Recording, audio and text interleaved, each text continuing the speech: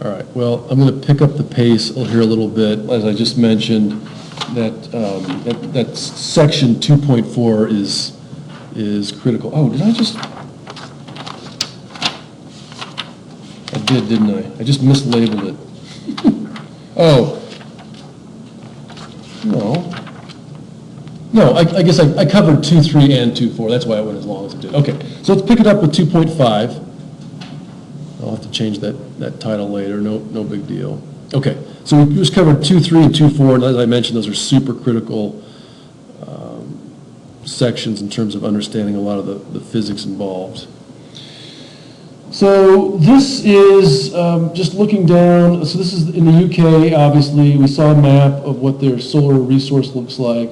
Breakdown of UK domestic sector energy use in 2009. So when we did our little estimate last time, we decided that a house that's running on 1 kilowatt of electricity is probably pulling about 4 to 5 times that in heat. And you can see right here that, yeah, those numbers bear themselves out pretty well. If you add up that 18% plus that 61%, there's your heating, more or less, and that's the lion's share of the energy flowing through the house. Lights and appliances, well, gosh, you know, if you've got solar PV and you've got enough of it, and you had some solar thermal, you can just about kill your domestic energy bill. And there are people right here in Missoula who have a $5 a month utility bill because they've got enough PV on their house. A little more of a challenge to knock out that heating component, but as I mentioned, if you got a house about the same size as your house and proper heat transfer equipment, that's about the scale that you need to do to knock out that whole space heating component too, and just take care of your whole domestic energy requirements for both lighting and heating. All right. So here's energy flow. If you remember way back in NRG 101, we showed what a system is. And so what we're looking at here is just one heat pump system. And you see things flowing in, things flowing out. And this could be used in either direction, right? So if you want hot, you sit on that side. If you want cold, you sit on that side. There's a couple little shots of what these guys look like. So this is buried in the ground, and it's sitting right there at about 52 degrees Fahrenheit. So in the winter, 52 Fahrenheit, relatively warm. In the summer, relatively cool. If you take Jonathan Bowes geothermal, you'll get into this in a little more detail. But and in fact, my parents, when they built their house, they put a heat pump out in their lake, and so it never freezes. And so they're able to pull cool water in the summer and have well above freezing temperatures coming in the winter. Electricity goes in to move the fluids around. The interesting thing about this in terms of the efficiency is, and if you get a chance, sometimes there'll be these sustainable home tours in Missoula. Tom Javins, who used to work here on facilities, built a house up in the Rattlesnake, not too far from my house. With about 52 watts of power, he's able to run his entire HVAC. He's got really smart heat exchangers, lots of tubing. I mean, it gets kind of crazy to go down his basement. It's just full of tubing. But with very little power, with just 52 watts, he's able to run all of the heating and cooling in his house. And when you look at those 52 watts and compare that to the actual wattage of heat flowing through, the efficiencies can get higher than 100%. And that's, obviously thermodynamically impossible, but the point is, with just a little bit of power, you can move a lot of heat, from a cold space to a warm space. And so does that kind of make sense in terms of like having a better than 100% efficiency? So I'm moving this giant ball of, hot air or hot water, thousands of watts worth through the system. And so, through this system, you can imagine moving thousands of watts worth of thermal energy with just a little bit of electricity. Now, where does that electricity come from? Could come from coal, could come from wind, could come from solar, but nevertheless, these can be extremely efficient systems if designed properly. All right.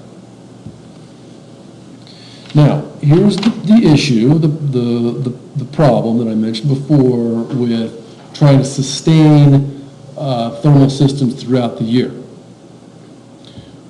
This is when you need it in the winter, but this is when you got it in the summer. So both of these curves should look familiar. They should look a lot like sine or cosine waves to you, and that's pretty much what they are. It's just the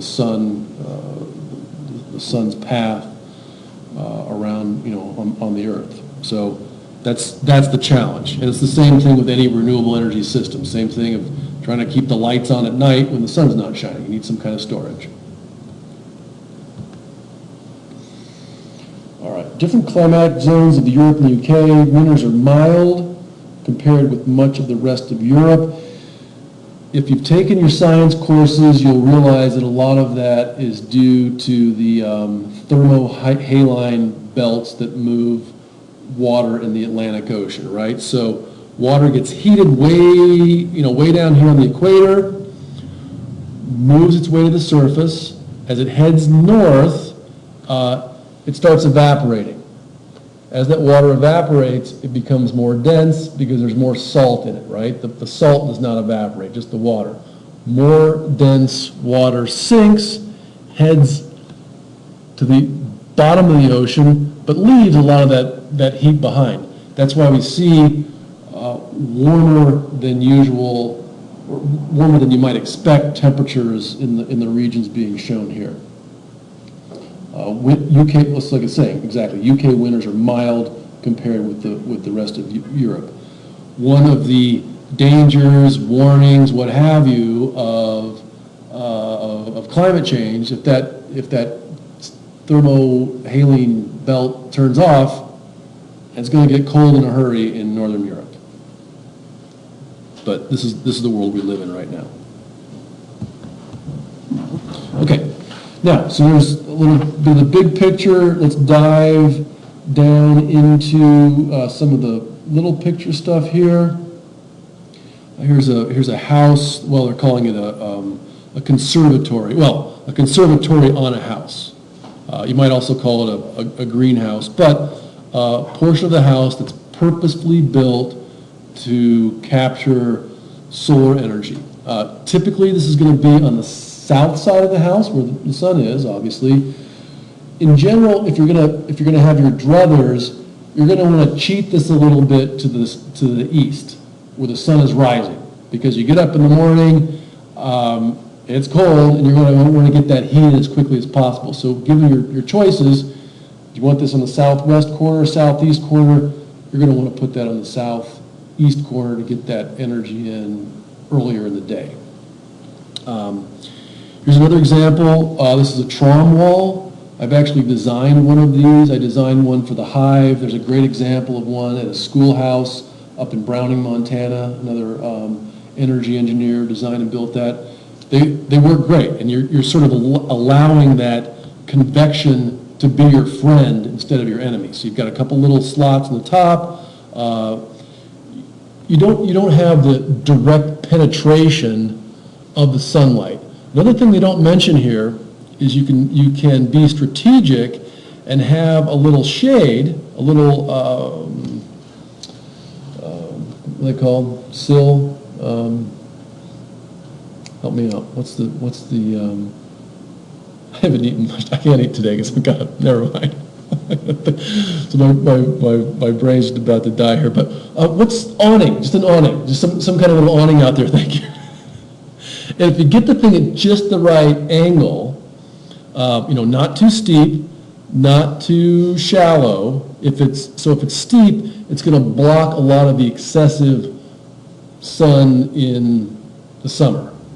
If you get it nice and shallow, you're going to get that low winter heat in and get maximum advantage of it. You could also imagine having something that's variable, like, hey man, the sun's really cooking out there, I'm just going to shut the whole thing down.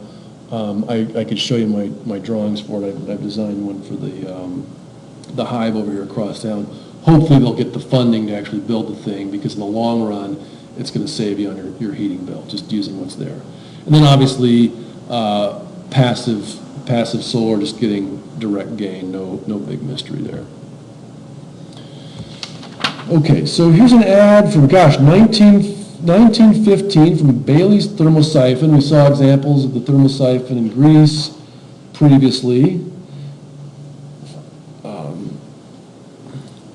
Love to see these make a comeback. If anybody wants to build one, let's go for it. We got all kinds of junk back in the bullpen. We have built these. We built a few solar thermal heaters, both liquid and air exchangers, and they cook. They work really well. It's pretty amazing. We're actually going to be up in Browning in a month installing one there on someone's residence. And again, in each one of them, there are different variations, but they've all got their insulation, they're black, they've got transparent coverings. There's an air duct on that one. The really high-end guys you might see is an evacuated tube. The purpose for that is just extra insulation. With the evacuated tube, you have eliminated conduction and convection. There's nothing to vibrate, there's nothing to move. Your only losses are from radiation.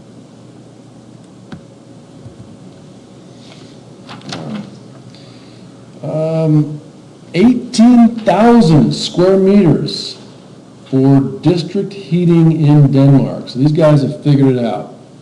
And oh my gosh, how cool would it be to do something like that in Missoula, especially, in a place. Gosh, and in fact, the hive, I'm thinking now would be a great place. It's centrally located. You've got a lot of houses around there, and shoot, you could even tie it in with the existing sewer system. I could see just running heat pipes right into the existing infrastructure and running it that way. So that'd be a neat thing to see. Okay, well, that was section 2.6. I'm just going to call it good there. We'll pick it up on Tuesday with the rest of the chapter. This is a really critical chapter, in my opinion, because it really sets the stage for all of the other renewable energies. Yeah, there's some really good stuff here. Chapter 3 is solar PV. We'll spend some time on the physics of that. That's important as well. When you get into your NRGY 243, he's not going to spend much time at all on the physics. So that's what we'll hit when we do chapter 3. That's a fun one as well. And then we'll be ready for our exam. So actually, before I let you go, I got one more minute left. I just want to see if you had any questions at all on summary 1, because I think that's kind of due next. Anything I need to do for you on that? We went through it. I showed you the equation you want to look at. I told you you need to go in and glance through it. I haven't read it all the way through. Yeah. Big picture there on the summaries. I'm not going to expect you to read every single word of that paper word for word. To think you're going to summarize that in 300 words is not realistic. So, read the abstract for sure a couple times. Read the introduction. Look at the figures. Just like kind of what I'm doing with this chapter. Spend your time. Make sure you understand the figures. Read the figure caption, and then dig around in the text to see what portion of it is really explaining the figure. And then when you get down to writing your summary, you'll also want to read the conclusion of the paper really carefully. It's kind of going to give you the big picture in a lot of ways. Your summary is going to read a lot like that conclusion. So those are the components of the paper to calculate, not memorizing who said what, when, et cetera, So, yeah. All right, thanks. Good session. We'll see you Tuesday. Is that a problem set on Tuesday? Oh, Sit, week. sorry. Yeah, I don't think Tim is quite done editing the syllabus. Let's just take a look here. He's still, the problem set is not due until week 6. So, yeah. Just posted early? Yeah, and Tim and I are still kind of cleaning up from what was in there last semester, but when in doubt, refer to this very last section of the syllabus. That's exactly what's due, so, yeah. So on the summary, you guys said something about wanting us to define the equation in the paper? Or Yeah. do you want us to make our own, try to suggest our own? Well, I mean, you can get creative if you like on the equation, but I would rather see you tackle that key equation in the paper first. Try and just describe it. Yeah, if you wanna get fancy and do something of your own, that's fine, I won't discourage it, but I think it's more important that you really understand the fundamentals of that equation first, so, yeah. Good question. Where are we supposed to be for that meeting on Wednesday, for the spawn code? I gotta look at it